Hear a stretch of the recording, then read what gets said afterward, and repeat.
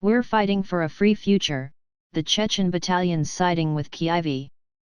Fighters of Jokhar Dudayev battalion oppose Putin and his strongman Ramzan Kadyrov as they battle with Ukrainian prejudice. For all their efforts fighting for Ukraine in the eastern city of Bakhmut, if the Chechen volunteers' Jokhar Dudayev battalion was a football club, it would be Millwall. Nobody likes us, their fans sing, and we don't care, says Tor, 38, with a laugh.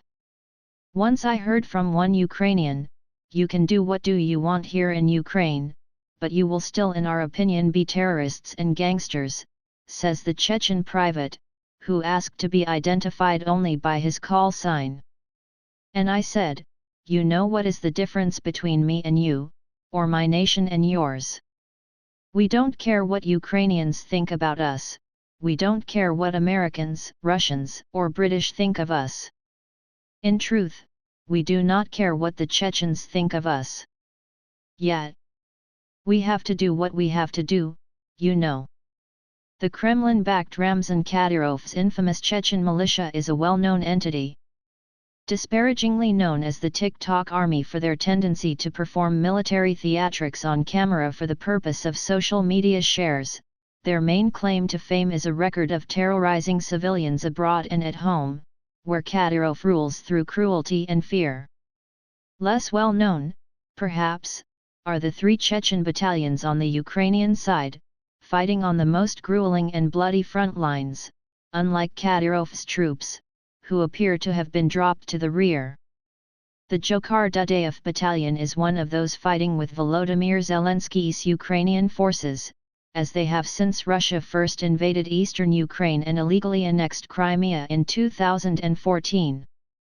Named after the first post-Soviet president of independent Chechnya, known as the Republic of Ichkeria, it was created as a peacekeeping battalion, so rest in peace, Russians, says Tor.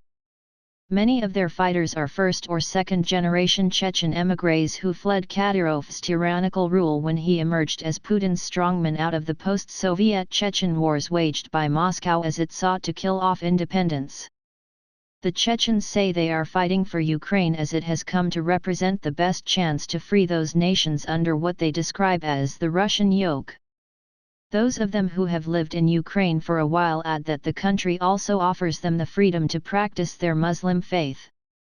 The perception of Chechens inside Ukraine is very bad, says Tor, poisoned by the reputation of Kadyrov's regime and the propaganda pumped out by Moscow, including over the supposed threat of radical Islamism that they are said to pose. For more than 30 years, non-stop propaganda against us. They say we are barbarians, we are animals, we are predators, we cannot speak normally. The battalion operates under the command of the Ukrainian army, but they are not recipients of any of the defense budget.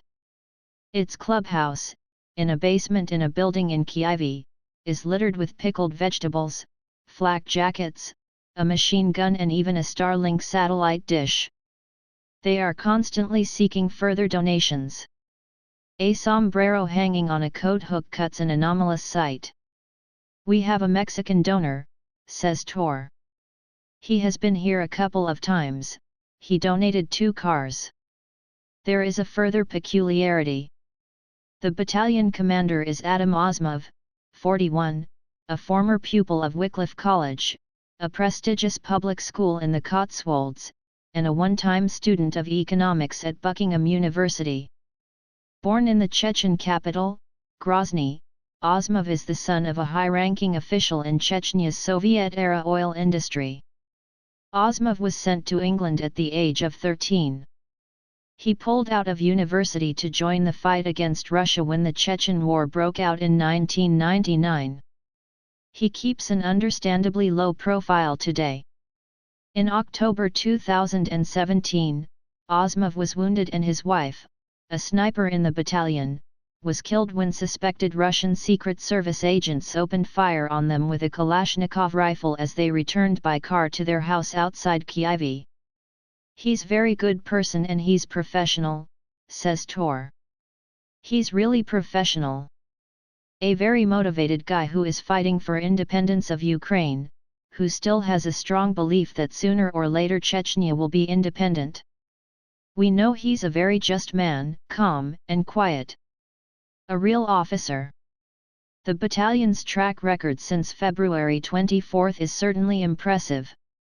They ran sabotage and reconnaissance activity in the north of Kyiv in March as the Russians sought to storm Ukraine's capital, before taking part in the liberation of the city of Izium, in the northeast of the country. We were very proud to play a small part, give our 50 cents, says Tor. For the last 2 weeks they have been in Bakhmut, in the eastern Donetsk region. The fighting is house to house, says a staff sergeant who goes by the call sign Mega. There are no defensive positions for the Ukrainians because there are these 5-floor buildings and the Russians destroyed them one by one, he adds. The Russians have lots of heavy artillery and the Ukrainian army does not have enough to keep all these positions. Not enough mortars to keep the Russians back. The Russian tactic is to destroy everything, leave only ruins and then the infantry come. It is a tactic they used in Chechnya. On Sunday, Russia claimed the capture of another village in the Bakhmut area as its forces seek to encircle the city. The frustration, the Chechens say, is that the West has not yet woken up to the need to properly arm the Ukrainians. The provision of U.S. HIMARS rocket systems is said to have made the liberation of the southern Kherson region at the end of last year possible. The slow pace of the German government in its deliberations over the supply of Leopard 2 tanks is said by Tor to have been a crime. Just give Ukraine the weapons and they will do the rest and save the situation without the need for you to shed your blood. As for fighting for a country that is not quite sure about you, Tor believes perceptions are changing. It's the old generation and it is the same in Chechnya, where we have people who still believe in communism, who still believe that we have to be Russian, he says. We are fighting for the future and we are fighting for a free future for us and for Ukraine and for the young generation. For us, this young generation is more important than the old Soviet generation. We cannot count on the opinions of victims of Russian propaganda, and we have to say we don't care so much.